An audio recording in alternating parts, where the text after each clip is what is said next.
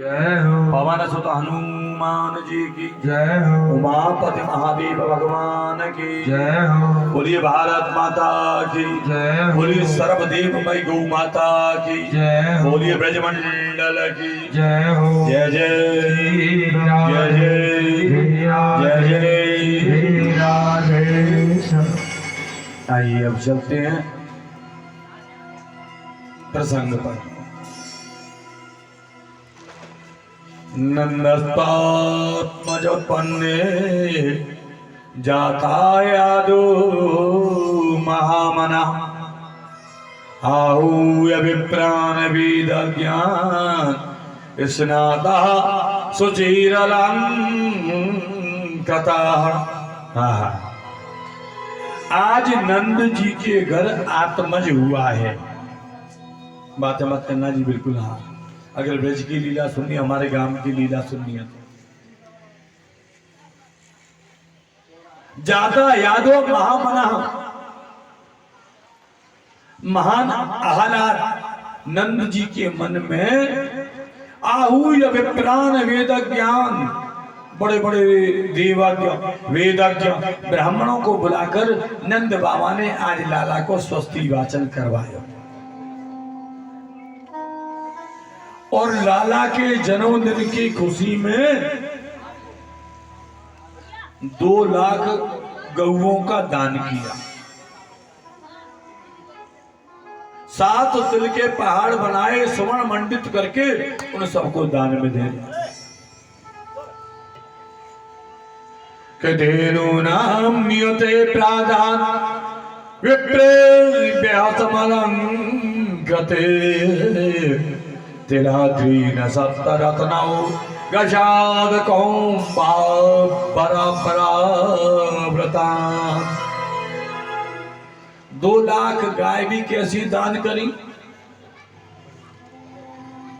अच्छा, हम लोग जब दान करते तो पता कैसी दान करते, या तो वाने दूध देना बंद कर दियो हो, या फिर बूढ़ी है गई हो, या फिर मरखनी हो। बोले भैया जी तो गाय बहुत परेशान कर दी है, पंडित जी को दान कर दो। मरखनी गाय पंडित जी को दान कर दिया। पंडित जी आए सवेरे अपना जो है न्यार प्यार करवे के था, माने तो पंडित जी पटक दिए धर के। क्या लाभ हुआ बताओ। पंडित जी को गाय गऊ को अगर दान करें ना तो गाय दुधारू होनी चाहिए, सीधी होनी चाहिए, सुशील होनी चाहिए। जब अपने गले की घंटी जब ना संवरी तो पंडित जी के गले में बांधी, परस्तर चढ़ को 40 दिन को। बोलो जय श्री कृष्ण ना। एक बात बताऊं, आज भी शास्त्र कहते हैं कि 36,000 गाय आज भी प्रतिदिन कटती हैं। बड़े विचार का विषय है। और ये मत समझना वो जो 36,000 कटती हैं गाय, उनके कलंक का टीका हमारे माथे पे नहीं है या तुम्हारे माथे पे नहीं है, ये हम सबके माथे पर है। कितना बड़ा दुर्भाग्य है इस भारत का। और एक बात बताऊं, ये जो गाय होती है ना, देसी गाय, ये केवल हमारे ही इस भारत के आसपास महाद्वीपों पे पाई जाती है। बाहर विदेशों में तो गाय के जैसा एक पशु होता है। देसी गाय वही होती है जिसकी यहाँ पर फुटबॉल सी रखी होती है, देखा है आपने, वो देसी गाय होती है। विदेशों में गाय नहीं मिलती, वहां तो एक गाय के जैसा पशु होता है, उसको बोलते हैं काऊ। हाँ, नेपाल में हम भागवत करने के लिए गए थे तो वहां नेपाल के एक भैया बोले महाराज, हमारे यहाँ ये प्रावधान है कि अगर कोई गऊ को काटता है तो उसको फांसी की सजा है। तुम बस वैसे ही भारतवासी तो वैसे कहते हैं हाँ भाई हम हिंदुस्तानी हैं, हम हिंदुस्तानी हैं, हम हिंदुस्तानी हैं। बोले उन पर धर्म की रक्षा नहीं हो पाती। अगर धर्म की रक्षा हो पाती तो 33,000 जो गाय रोज करती हैं, उनके कलंक का टीका भारतवासियों के माथे पर नहीं होता।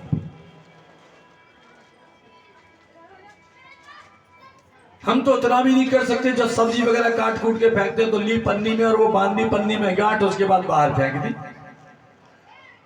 अब गाय के हाथ तो होते नहीं है जो उसको खोल के खाए, उसमें से बेचारी पन्नी की पन्नी खा जाती है। और एक बात तो बताऊं, ये पन्नी पेट में गलती नहीं। अभी रिसर्च किया था, या गाजियाबाद में नंदीग्राम एक जगह है, तो वहां एक बिजार मर गया। जब उसका पोस्टमार्टम किया तो उसके पेट में से 40 किलो पन्नी निकली, 2 सोने के सिक्के निकले और 20-22 किलो लोहे की कीलें निकली।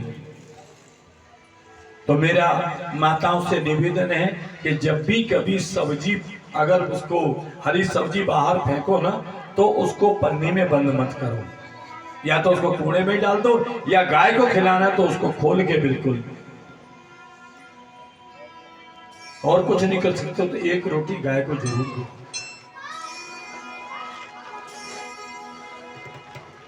बठिंडा में हमारी कथा थी, हमारे आश्रम पे आए थे दाऊ जी। देखो बातें मत करो, दाऊ जी आश्रम पे आए थे हमसे भागवत के लिए, समय रख दिया, सब कुछ हो गया, एड्रेस वगैरह सब दे दिया उन्होंने, नारियल भी दे दिया। लेकिन जब हम उन सेठ जी के यहाँ पहुंचे तो देखा उनके घर में तो अंधेरा। हमने कहा भैया आए तो हम सही पते पे, पर ये ऐसा क्यों? पड़ोसी ने बताया महाराज जी अटैक पड़ गया सेठ जी को, सब तैयारी हो गई थी भागवत की, अटैक पड़ गया वो अस्पताल में। अरे मैंने कहा ये तो मामला गड़बड़ हो गया, हमको फोन भी नहीं करा। तो मैंने कहा भैया अब कहाँ है वो? बोले जी हॉस्पिटल में। हमने उनसे हॉस्पिटल का पता लिया, और जब हम जाने लगे तो एक गाय बैठी थी, श्यामा गाय, श्यामा काली, उसकी आंखों से आंसू निकल देते ऐसे। अक्षमाती जहां मुझे गाय दिखाई दी जाती है, पता नहीं क्यों मेरा मन ही खुद करता कि मैं इसके चरणों का स्पर्श करूं। जब मैंने उसके गाय के मस्तक पे हाथ लगाया तो उसने ऐसे करा। हमने सोचा कोई असगुन हो रहा दिखे। हम तो सब शिष्यों को लेके वहां से चले, अस्पताल गए तो देखा सेठ जी बिल्कुल आंखें बंद करके लेटी। हमने डॉक्टर से पूछा भैया क्या हाल है? बोले जी कुछ नहीं कहा जा सकता। सेठ जी की पत्नी बोली महाराज जी अब आप आ ही गए हो तो अब अभी मत जाना, आप अभी मत जाना, अभी आप घर पे जाके विश्राम करो। जब हम उनके घर पे आए तो देखा जो गाय रो रही थी वो मरी पड़ी है वहां पर, वो गाय मरी पड़ी है बिल्कुल। गाय ने अपने शरीर को छोड़ा है। उधर में अस्पताल से टेलीफोन आया, बोले जी सेठ जी बिल्कुल ठीक हो गए। बोले जय श्री कृष्ण। सेठ जी की मृत्यु निश्चित थी, लेकिन उस गाय ने सेठ जी के प्राण अपने ऊपर ले लिए। ऐसा होता है गाय का पशु, गाय का धन। और हम लोग तो आजकल गाय की बजाय कुत्ते पालते हैं, और शास्त्र कहता है कि जो लोग कुत्ता पालते हैं ना, उसके द्वारा दी गई वस्तु कभी देवता पितृ ग्रहण नहीं करते।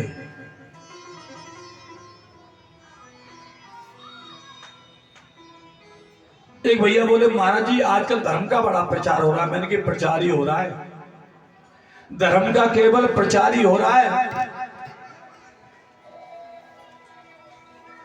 और अगर सब लोग धर्म पे चल रहे हैं, मैं ऐसा नहीं मान सकता। इसको सही करो, राहुल ने गलत कर दिया। अगर धर्म का प्रचार या धर्म पर अंकुश लगाए, धर्म पर अगर ध्यान दिया जाता तो ये जो 33 करोड़ गाय है ना जो रोज करती हैं, उनका कलंक का टीका भारतवासियों के सिर पे नहीं होता।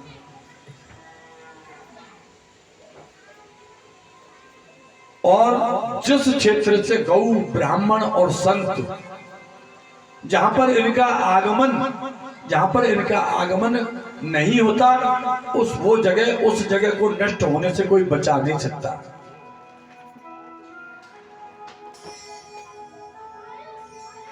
नमो ब्राह्मण गौ ब्राह्मण हिताय च। भगवान भी अगर अवतार लेता है तो गौ, ब्राह्मण और संतों के लिए लेता है। इसलिए मेरा आप सब लोगों से निवेदन है कि एक पहली रोटी जो बनाओ वो गौ माता की होनी चाहिए। पहली रोटी गौ माता की। बोलो जय श्री कृष्ण, जोर से बोलो ना। धेनु नाम नियते प्रादा विप्रेभ्यो सबलंकृते तिलाद्रीन सप्तरत्नौ पराव्रतम। 2 लाख गौओं का दान दिया बाबा ने। अब गोपियों की तो पूछो ही मत। छोटी छोटी बालिकाएं, किशोरियां, युवतियां, वृद्धा, बूढ़ी अम्मा, दांत वाली और बिना दांत वाली सब खूब सज सज के आई, 16 श्रृंगार कर करके यशोदा जी के यहाँ बधाई देवी के थाई लाला खूब 16 श्रृंगार कर करके आए। एक बात बोलूं, कभी सजने के लिए मन करे ना, कभी सजने के लिए मन करे तो केवल भगवान के लिए सजो, केवल गोविंद के लिए सजो। दुनिया के लिए क्या सजना। हमारे बाबा कहते थे कि सजना है मुझे सजना के लिए, और हम सबका सजना तो वो ऊपर वाला है। भाई हम सबका तो सजना वो ऊपर वाला है ना जी। हाँ, तो हमें तो उसके लिए सजना है, और कौन हो सकता है। सब आशीर्वाद दे रही है, पलना में लाला सो रहे हैं। अच्छा एक बात बताओ, आशीर्वाद कैसे दे हो जाओगे। गोपियां आई आशीर्वाद, पहले जो ना, जो नई नई बहू हुआ करती थी ना, वो जो बड़ी बूढ़ी होती थी, उनके भैया पैर दबाती थी घोंटू तक ऐसे खूब, पूरी थकावट उतारती थी। और अम्मा भी मोह मोह में जिन्हें क्या क्या बड़बड़ाती थी, ये तो भैया या तो अम्मा जाने या फिर वो राम जाने, दूध और नावर पत्कू तो फलोर जिन्हें क्या क्या है, वो तो अम्मा जाने या ऊपर वाले। अच्छा एक बात बताओ कि हम चरणों का स्पर्श क्यों करते हैं, हम पैरों को क्यों छूते हैं, कभी सोचा है। हम अपनों से बड़ों के, साधु के, संतों के, ब्राह्मणों के, दादी के, बाबा के, उनके हम पैरों को ही कुछ छूते हैं, नाक को क्यों नहीं छूते, घोंटुओं को क्यों नहीं छूते, सिर को क्यों नहीं छूते, हृदय को क्यों नहीं छूते, बता क्यों। क्योंकि चरणों में ही भगवान मेरे नारायण का वास है। बोलो जय श्री कृष्ण। विष्णु भगवान का वास है, इसलिए हम चरणों को स्पर्श करते हैं। हाँ,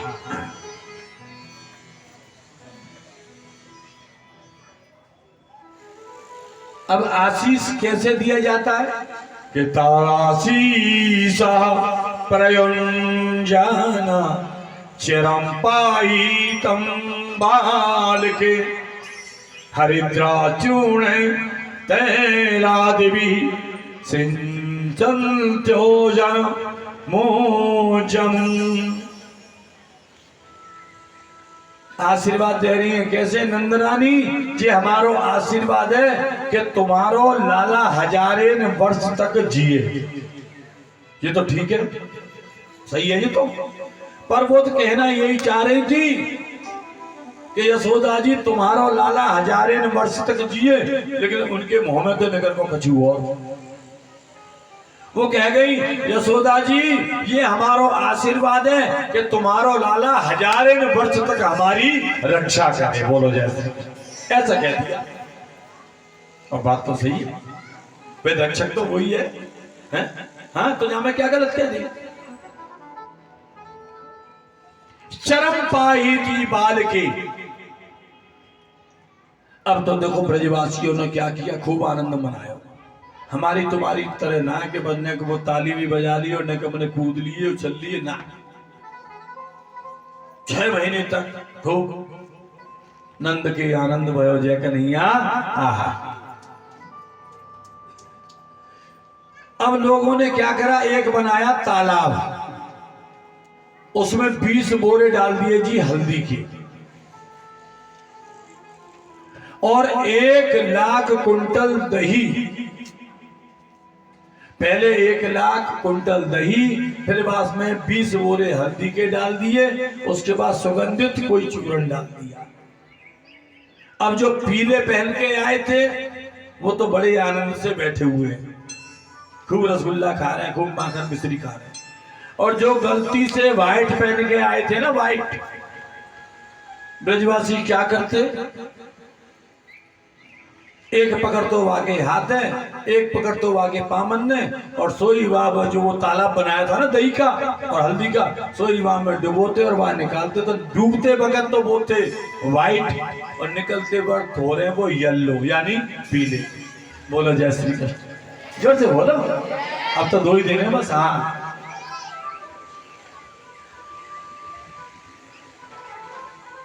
और एक बात बताऊं मैं तुम्हें, बड़े ध्यान से सुनो। ये कृष्ण जन्मोत्सव के 18 मंत्र हैं। कौन से? कि नंदस्वात् मज उत्पन्न जाता यादो महामना, इससे लेकर तत् आरम नंदस्य ब्रजा सर्व समृद्धिमान।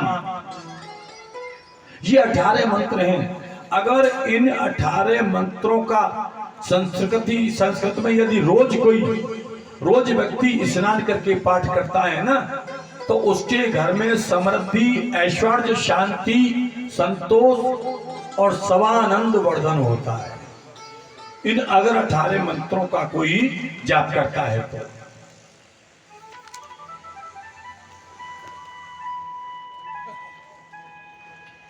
छह महीने तक नंदोत्सव मनाया गया। 1000 आ रहे हैं, 1000 जा रहे हैं। अब तो भैया कंस ने रात को मीटिंग करी, अपने सैनिक बुलाए, कहा कि भैया मेरे शत्रु कृष्ण ने ब्रज में जन्म ले लिया है, यानी मेरे काल में, और मैं नहीं चाहता कि वो बड़ा होकर मुझे मारे, उससे पहले उसको तुम मार दो।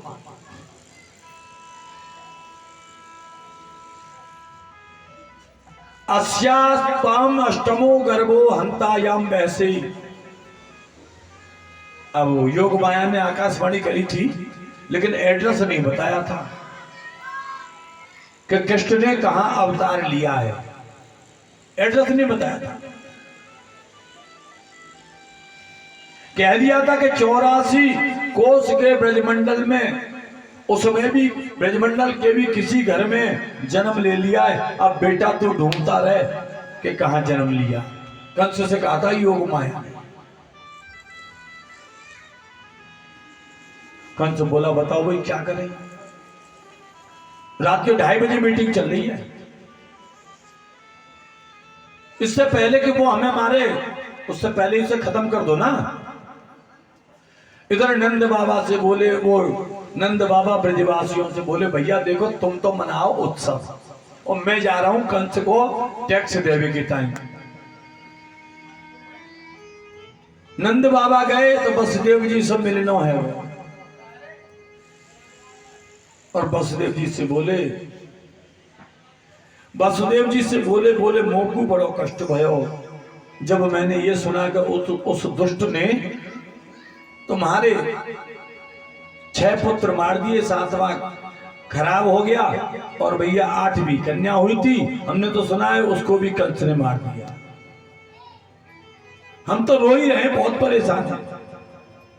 वसुदेव जी बोले अब काय को रोनो और काय को धोनो भैया, जो होनो वो तो है। पर मेरा मन तो ऐसा करे कि जैसे तुम्हारे घर में वो जो तुम्हारा छोटो बारो लाला हतना है। अब बसदेव जी ये तो कह नहीं सकते कि वो हमारे पुत्र है, वो ये तो नहीं कह सकते। वो बोले तुम्हारे घर में जो छोटो लाला हतना है, हम तो वही को अपनो मान लेंगे। नंद बाबा बोले बिल्कुल संकोच मत करियो, तुम्हारो ही है। वसुदेव जी बोले अब तुम्हारा ज्यादा रुकना नहीं चाहिए, क्योंकि रात को कंस की मीटिंग हुई थी, मैंने सुना है। इससे पहले कि कोई कष्ट आए हमारे बच्चों पर, तो मैं यहां से निकल जाना चाहिए। अहोते देवकी पुत्रा कंचन बहबो हता।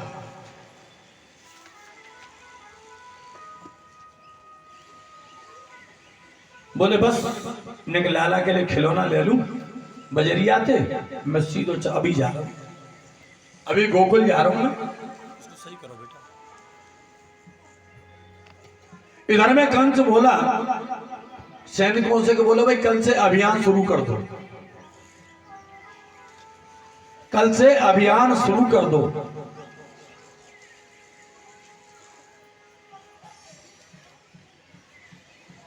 उससे पहले कि वो बड़ा होके हमें मारे, अपन ही खत्म कर देते हैं ना उसको बस।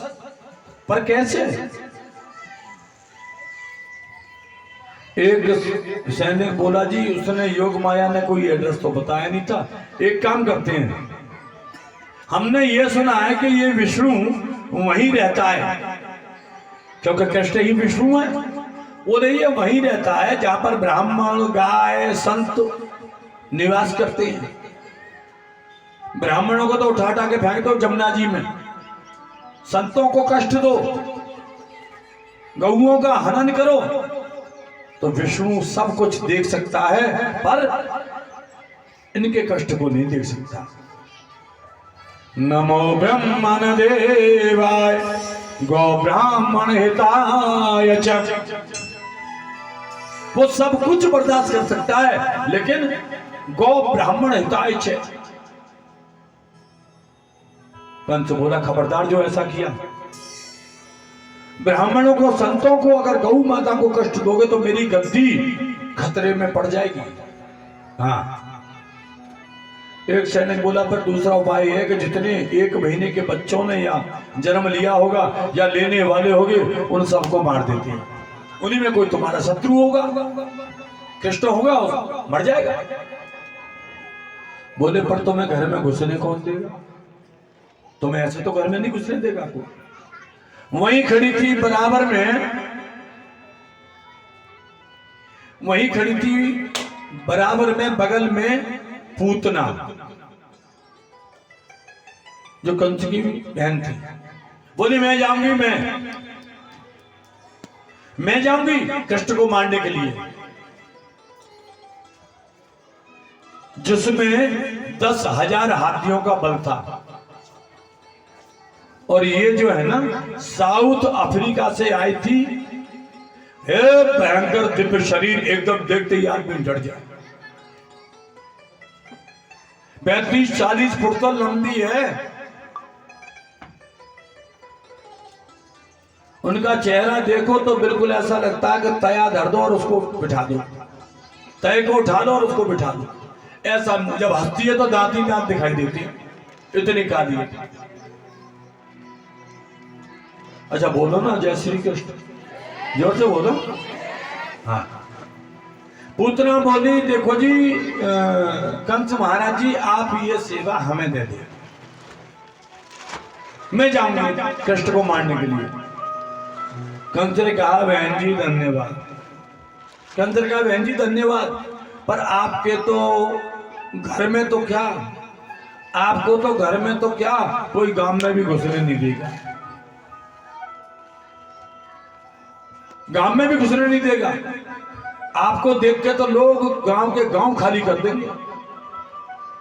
ये 5-5 इंच के तो आपके दांत हैं, 35-40 फुट का आपका पूरा शरीर है, हाथी से भी बड़े तुम्हारे पांव हैं, कौन घुसने देगा तुम्हें अपने घर में? पूतना बोली आपको मालूम नहीं है अभी राक्षसों की माया, आपको पता नहीं है मैंने राक्षसों की माया की ट्रेनिंग ली है।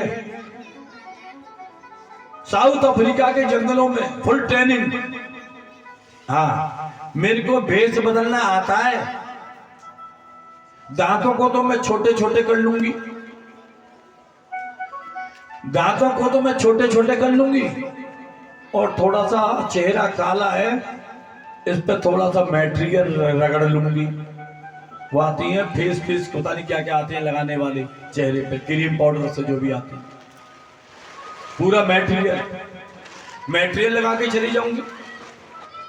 और फिर भी अगर तुम ये समझते हो कि मुझे कोई पहचान लेगा तो घूंघट लगा के चली जाऊंगी। घूंघट में तो बड़े बड़े काम बन जाते हैं, घूंघट में तो बड़े बड़े काम बन जाते हैं। हमारी माताएं आती हैं कथा में, माताएं बहुत अच्छी होती हैं, मैं तो उनको प्रणाम करता हूँ। आएंगी, ये तो फिर बहुत छोटी जगह है, जब पार्कों में कथा होती है ना ये यहाँ पे होती है, ये जीटीबी हॉस्पिटल के पास में बहुत बड़ी कथा होती है हमारी। तो माता दूर से देख के आती है कि भैया कौन सी जगह बढ़िया है। देखा कि हाँ भाई ये बल्ली बिल्कुल खाली पड़ी है, ये बल्ली खाली है, सो उससे लगा ली कमर और घूंघट कर लिया नीचे। ये लगा दी 3 घंटे की समाधि। पड़ोसी को भी नहीं पता कि सो रही हैं जग रहे। अब जैसे ही मैंने बोला ना, बोलिए बाल कृष्ण लाल की, सोई उनकी आंख खुल गई। पड़ोसन बोले तुम सो रही थे क्या? बोले ना, हम कैसे सो जाएंगे, हम तो भैया बिल्कुल घूंघट मार के एकांतिक आंखें बंद करके कथा सुनते हैं, तुम्हारी तरह थोड़ी इधर देख लिया इधर देख लिया ना, एकांतिक। पर एक बात है, कथा बहुत बढ़िया बाँचे, कथा बहुत बढ़िया बाँचे। पड़ोसन बोले क्या लगा तुम्हें बढ़िया? बोले बढ़िया बढ़िया के तो फिर मुझे पता ना, पर घर में 2-2 गोली नींद की खाऊं, ऐसी प्यारी नींद नहीं आती जैसे इनकी कथा में आती है। बोलो जय श्री कृष्ण। इतनी बढ़िया कथा। तो ये जो कृपा करी है ना भगवान जी ने, ये केवल माताओं पे करी है, भाइयों पे नहीं करी, क्योंकि भाइयों पे ज्यादा मेरा कनेक्शन रहता है। भाइयों को ये सुविधा प्रदान नहीं है, भैया कहां से डूला, भैया कहां से घूंघट करेंगे, ये तो माता ही कर सकते। और एक बात और बताऊं, हमारे इस भारत में, हिंदुस्तान में घूंघट का प्रचलन पहले नहीं था। पहले कोई भी किसी से घूंघट नहीं लगाता था। हमने आज तक किसी शास्त्र में नहीं पढ़ा कि सीता जी ने दशरथ जी से घूंघट किया हो, या फिर रुक्मिणी जी ने कहीं वसुदेव जी से घूंघट किया हो। तो बोले जी ये घूंघट चला कैसे? तो बोला ये घूंघट ऐसे चला कि जब मुगलों का साम्राज्य था, जब ये मुगल आए हमारे हिंदुस्तान में, भारत में, तो इनकी जो दृष्टि थी ना, वो हमारे माता बहनों पे गंदी पड़ने लगी। इनकी जो कुदृष्टि थी ना, गलत नजर से बचने के लिए हमारी माताओं ने मुगलों से बचने के लिए घूंघट लगा लिया, अन्यथा हमारे देश में घूंघट प्रथा बिल्कुल नहीं थी। बोलो जय श्री कृष्ण। आवाज का बिल्कुल नहीं थी। और बोली बस घूंघट लगा के चली जाऊंगी और स्तनों पे लगा लूंगी थोड़ा जहर, स्तनों पे लगा लूंगी जहर, वहां पर तो बहुत भीड़ होगी, कौन किसको पहचानेगा, घूंघट लगा के अपना चली जाऊं। 5 मिनट पिएगा बस स्तनों को, 5 मिनट में ही राम नाम सत्य हो जाएगा तुम्हारे शत्रु का। बोलो जय श्री कृष्ण। वहां तो भैया 25,000 आ रहे हैं और 25,000 जा रहे हैं। नंद बाबा भी आए ना है मथुरा से, वहां तो सब नाच रहे हैं, गा रहे हैं, नंद के आनंद भयो जय कन्हैया लाल की। और ये पूतना है ना, अब तक कृष्ण की भ्रांति में हजारों सैकड़ों बच्चों को मार चुकी है। इस घर में होगा, इस घर में होगा, इस घर में होगा, क्योंकि नंद बाबा ब्रज के राजा हैं। बाबा गए हैं टैक्स देने, पूतना पहुंच गई। अब जैसे वो ब्रजवासी नाच रहे गा रहे हैं, अब ये जो राक्षस होते हैं ना, कुछ ज्यादा ही लंबे तगड़े होते हैं, मनुष्य की भांति। ब्रजवासियों ने देखी भैया ये लंबी लंबी सी ये कौन है, मोटी तगड़ी सी। पूतना ने भेष बदल लिया, बोले भैया जी कौन है लंबी लंबी, और ये एक बोला तू ना जाने जी कोई यशोदा की बचपन की सहेली हो, जाको भीतर जान दो भैया। ब्रजवासियों ने जगह दे दी, भीतर चली गई। और जहां यशोदा जी खड़ी थी, पलना में सो रहे हैं लाला, पलना में सो रहे हैं ललना। पूतना के पास जैसे वो अपना यशोदा के पास जैसी पूतना पहुंची, तो पूतना ने चरण स्पर्श किया यशोदा को। पूतना ने वो यशोदा बोली आओ बहन कहां से आई हो, बोले आए कहाँ थे हैं?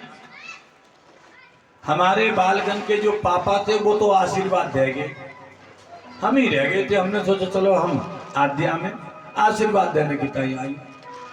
यशोदा ने जी सोची कोई पंडिता नहीं दिखे भैया, कोई पंडिता नहीं दिखे, इसको पन्नी को उतरवा दो, कोई टेंशन मत लो, बरसात वगैरह का डरना है, जो होना था वो तो हो गया।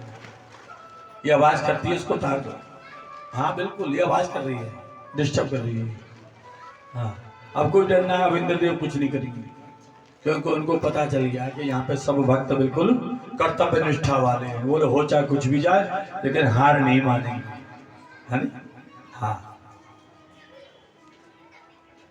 पूतना ने जी वो अपना यशोदा ने यानी कोई पंडिता नहीं हो। बोली कहाँ? बोली देखो बहन, मेरे यहाँ आए हैं अतिथि। यशोदा जी बोली मेरे यहाँ आए हैं अतिथि, मैंने कहा उनको स्वागत कर लूं, मैंने कहा उनको स्वागत कर लूं और तुम लाला को आशीर्वाद दे दो, वो सोरो पलना। जैसे पलना के पास में पूतना पहुंची, जैसे गई, अब तक लाला की आंख खुल रही दोनों। पूतना को देखते ही उन्होंने अपनी आंख मूंद ली, पूतना को देखकर आंख बंद कर ली। परीक्षित बोले डर गए क्या? बोले नहीं नहीं डरे नहीं। सुखदेव मुनि बोले भगवान ने सोचा होगा कि देखो जी मेरे 24 अवतारों में 2 ही अवतार बढ़िया है जिनको लोग जानते हैं। कौन कौन से हैं? राम और कृष्ण। लेकिन मुझे बड़ा संकोच हो रहा है। रामकृष्ण में भी सबसे पहले उसको मारा था, किसको मारा था? राम जी ने ताड़का को, और भैया कृष्ण बने तो यहाँ पे ये मारनी पड़ेगी पूतना। बोला दोनों ही जन्म में मुझे राक्षसियों को मारना पड़ रहा है, इसलिए आंखें बंद कर ली होंगी उनने गिलानी के मारे। एक महात्मा बोले ना हमारे आंखें ना बंद करी। बोले फिर क्यों बंद करी?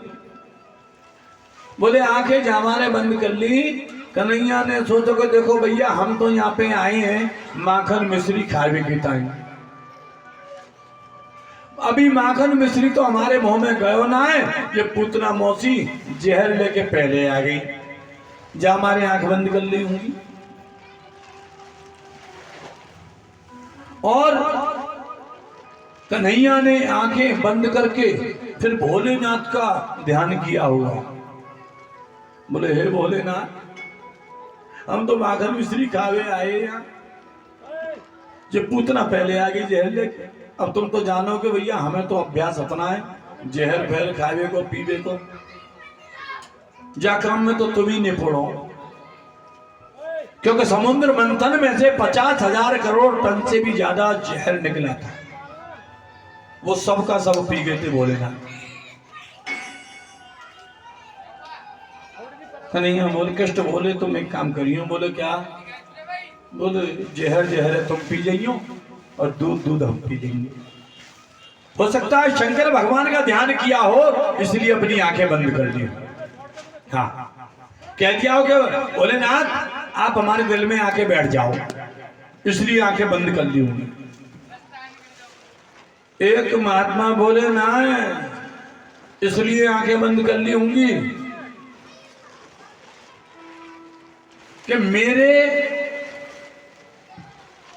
कारण ये पता नहीं कितने बच्चों को मार चुकी है, अब मुझे इसको कौन सी मुक्ति देनी चाहिए, ये भी हो सकता है। या फिर तैस्पन स्तनम दुर्जरा वीर्यमुल्बणम गौरांक मादाय शिशोरदर दावता गाढ़म कराभ्याम भगवान प्रपीड़यत्ता प्राणै समम रोष समन्वितो पिबता। एक संत बोले सुनो, बातें मत करो भाई। एक संत बोले आंखें बंद करने का कारण यह भी हो सकता है कि भगवान की दाईं आंख में सूर्य वास करते हैं और बाईं आंख में चंद्र जी वास करते हैं। इधर उधर मत देखो, दाई आंख में सूर्य वास करते हैं, बाई आंख में चंद्र जी। तो भगवान ने सूर्य चंद्र ने सोचा देखो भैया सब लोग कितना आनंद मना रहे हैं, सब लोग कितना